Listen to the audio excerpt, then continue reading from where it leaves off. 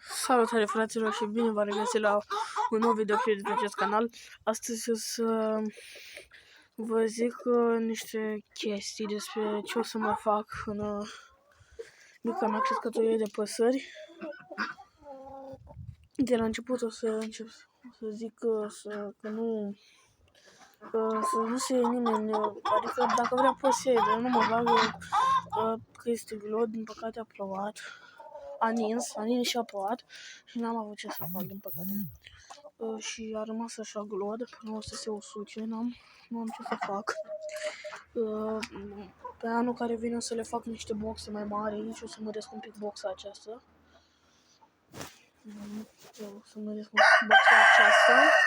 O să trebuiască să scot plama, să viața de vie, cum se vede aici, asta trebuie să scot de aici de jos. Așa.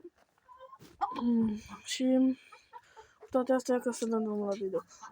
Mă gândeam că în anul care vine, cum o să fac să mai cocoi și să mai tai din ei. Să-l tai pe ăsta așa, se vede la title, acum înainte nu se vede, nu e măricel acum.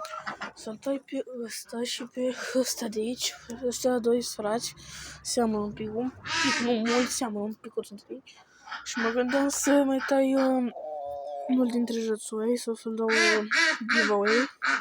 Sau dacă nu să dau un cocoș giveaway, eu am așa, crescut doar cu boabe, cu porumb și așa. Acolo unul așa, mai mare, atât frumos și unul aici. Nu o să fac un videoclip destul de lung, o să doar așa, o să vă mai prezint ce mai am. O să rața acolo, rațele, astea două aici, asta și cu asta. Alea două, găinile muțate, cocoșul muțat, găina muțată, cocoșul ăsta muțat, găina de metru de bracma, asta așa, nu știu, metru, habar n-am.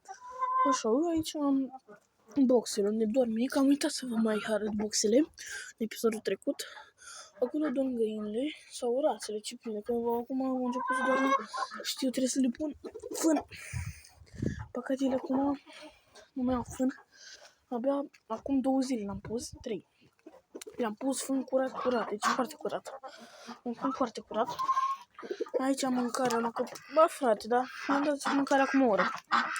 Acolo le-am mai dat așa și să mai strânge. Mâncarea asta de aici. Așa. Deci v-am mai zis să nu, asta a plouat și până atunci nu am ce să fac. Da. Deci să mă mai gândesc dacă o să tai din cocoșii ăștia 2, să vă care.